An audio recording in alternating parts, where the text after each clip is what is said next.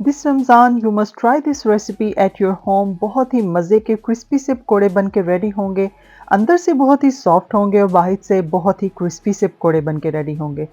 Must try, you definitely love this recipe. बिस्मिल्लाहिर्रहमानिर्रहीम, अस्सलाम वालेकुम। Welcome back to my another video in Spice Tadka. मैं हूं फातिमा और आप देख रहे हैं मेरा YouTube channel Spice Tadka. Ramzan series episode 4 में आज मेरे किचन में बनने जा रहे हैं मजे के क्रिस्पी से पकोड़े।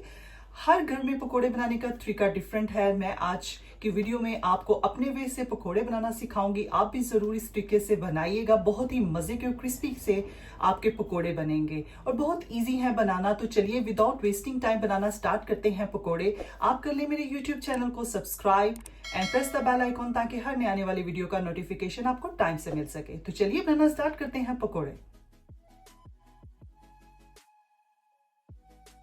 तो क्रिस्पी से पकोड़े बनाने के लिए हमें ये तमाम इंग्रेडिएंट्स चाहिए। उसमें सबसे पहले मैंने यहाँ पे ले लिया है 1 लार्ज साइज का पोटैटो और इसको बिल्कुल हमने जो है फाइनली चॉप कर लेना है। जैसे चिप्स हम कट करते हैं उससे भी बारीक बारीक हमने इसको चॉप कर लेना है। 1 लार्ज अनियन लिया है, उसको भी मैंने बिल्कुल बारीक सा चॉप कर लिया है और बिल्कुल थोड़ी सी मैंने कैबिज ली है, उसको भी बिल्कुल मैंने फाइनली चॉप कर लिया है। और यहाँ पे हम ले लेंगे फ्रेश पालक। यहाँ पे बेबी स्पिनच में यूज़ करी, इसको वॉश करके मैं ऐसे ही यूज़ करूँगी इसको। और यहाँ पे हाफ कप जो है वो मैंने ग्राम फ्लोर लिया है यानी बेसन। तो चलिए बनाना स्टार्ट करते हैं। बाउल में तमाम चीज़ों को मैं ऐड कर दूंगी। अनियन, पोटैटोज एंड कैबिज को ऐड करेंगे। यहाँ पर बेबी स्पिनच को मैं यहाँ पे ऐड कर दूंगी।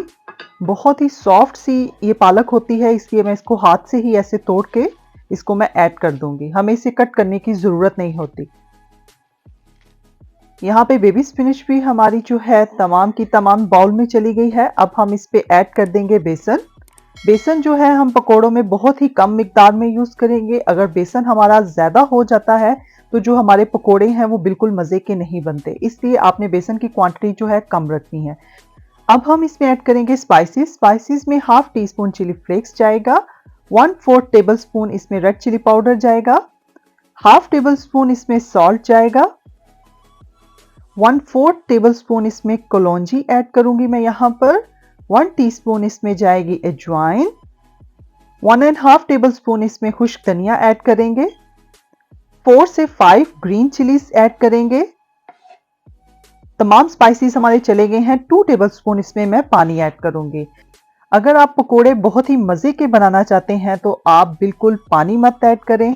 और दूसरा मोस्ट इम्पॉर्टेंट जो है पकोड़ों में किरदार अदा करती है पालक। पालक से आपके पकोड़े बहुत मज़े के बनते हैं। और सेकंड, आप पानी बिल्कुल भी ऐड मत करें। यहाँ पे ऑलमोस्ट 2 टेबल स्पून, इसलिए मैंने बहुत ही कम पानी ऐड किया है।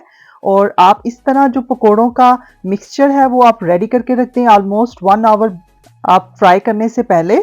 तो यहाँ पे 1 आवर पहले ही मैंने ये तमाम मिक्सचर को ऐसे मिक्स करके से रख दूंगी। जब इसको फ्राई करेंगे तो आप देखेंगे सब्जियां जो है अपना पानी जो है वो छोड़ देंगी और उसके साथ ही हम इस मिक्सचर को मिक्स करेंगे और इसके पकोड़े फ्राई करेंगे। तो ऑलमोस्ट 45 मिनट गुजर चुके हैं। अब मैं यहाँ पे पकोड़े फ्राई करने की बारी आएगी। तो यहाँ पे आप देख रहे हैं 45 मिनट के बाद जो सब्जियां हैं उन्होंने अपना पानी जो है छोड़ दिया है। अब हम इसको अच्छे से मिक्स कर लेंगे। हमें इसमें पानी ऐड करने की बिल्कुल भी ज़रूरत नहीं पड़ती। इस तरह हमारे जो पकोड़े हैं बहुत ही क्रिस्पी से और खस्ता से पकोड़े बनते हैं और अंदर से बहुत ही सॉफ्ट होते हैं। तो आप देख रहे हैं बहुत अच्छे से जो मिक्सचर है अब मिक्स हो चुका है यहाँ पर। तो यहाँ पे हमारा मिक्सचर जो है मिक्स हो चुका है। तो चलिए इसको अब हम कर लेते हैं फ्राई। और फ्राई करने से पहले इसमें मैं 1 पिंच ऑफ जो है सोडा ऐड करूंगी। बिल्कुल आपने थोड़ा सा जो सोडा है वो ऐड करना है। इसको अच्छे से मिक्स कर लेना है पकोड़ों को फ्राई करने से पहले। इससे आपके पकोड़े जो है अंदर से सॉफ्ट हो जाएंगे और बाहर से बहुत ही खस्ता से और क्रिस्पी से बनेंगे। आपने जो सोडा है वो पहले ऐड नहीं करना, जब आप पकोड़े फ्राई करना स्टार्ट करेंगे तब आप सोडा ऐड करेंगे। तो यहाँ पे ऑयल हमारा गर्म हो चुका है। अब हम इसमें मिक्सचर ऐड करेंगे और मज़े के क्रिस्पी से हम यहाँ पे पकोड़े बनाएंगे।